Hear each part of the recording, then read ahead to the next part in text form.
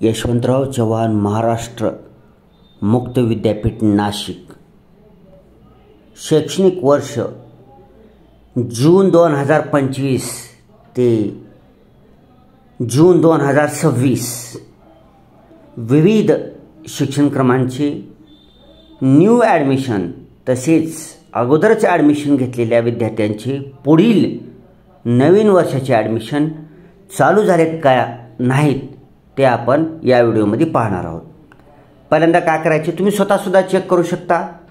आता काय होत आहे की मला जरा इतर थोडेसे कामाचा व्याप जास्त झाल्यामुळं कंटिन्यू मी व्हिडिओ जास्त येत नाहीत आपल्या चॅनलवर, त्यामुळे तुम्ही स्वतःसुद्धा चेक करू शकता, त्यासाठी हा व्हिडिओ बनवलेला आहे।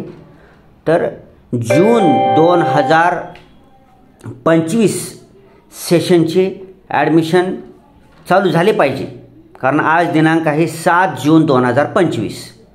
1 जूनपासून ॲडमिशन चालू होतात शक्यतोवर। तर आपण ऑफिशियल वेबसाईटवर जाऊन बघूया की ॲडमिशन चालू झालेत का नाही। चला इथं ऑफिशियल वेबसाईट टाकायचं आहे आपल्याला ycmou.digitaluniversity.ac ही ऑफिशियल वेबसाईट आहे। आता स्मार्टफोनवरून व्हिडिओ बनवत असल्यामुळे लगेच सर्च रिझल्ट येतात खाली, त्या सर्च रिझल्टवर आपल्याला क्लिक करायचं आहे।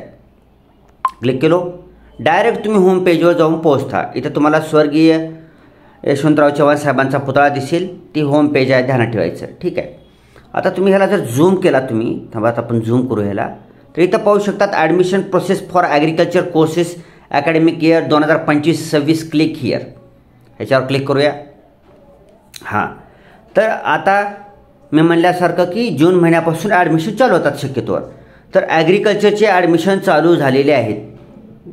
ज्यांना कुणाला ॲग्रिकल्चरसाठी ॲडमिशन घ्यायचं आहे तर त्याला अर्ज करायचा आहे ऑनलाईन 1 जून ते 15 जून 2025च्या दरम्यान ऑनलाईन अर्ज करून त्याला ॲडमिशन घेता येणार आहे। म्हणजे ॲग्रिकल्चर प्रोग्रामवाल्यांनी त्यांचे अर्ज चालू करू शकतात, त्यांनी अर्ज करू शकतात। ठीक आहे, ही एक झालं।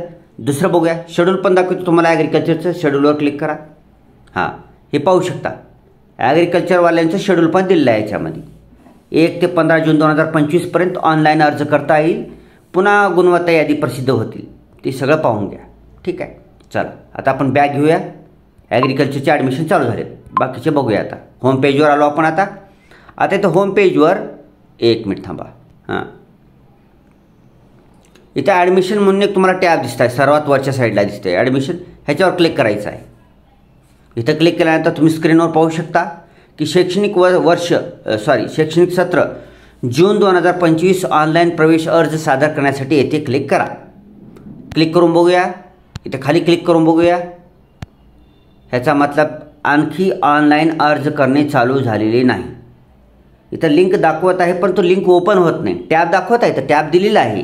तर कंटिन्यू ह्या टॅबवर तुम्हाला क्लिक करत राहायचे। तुम्हाला स्वतःला मी सुद्धा ऑफिशियल ॲडमिशनची तारीख आल्यानंतर सुद्धा व्हिडिओ बनवणार आहेच, तुम्ही सुद्धा चेक करू शकता। पुन्हा माहिती पुस्तिकासुद्धा दिली आहे, तर माहिती पुस्तिका शैक्षणिक सत्र जून 2025 येथे क्लिक करा। ह्याच्यावर क्लिक करून बघूया माहिती पुस्तिका आली आहे का, आणि माहिती पुस्तिकासुद्धा जनरेट झालेली नाही। ठीक आहे, इथं क्लिक करून बघितलं मी, नाही। ठीक आहे, ओके, म्हणजे आणि ॲडमिशन चालू झालेले नाही। आता काही लोक म्हणतील की आताच काल परवा दिवशी तर परीक्षा झालेली आहे।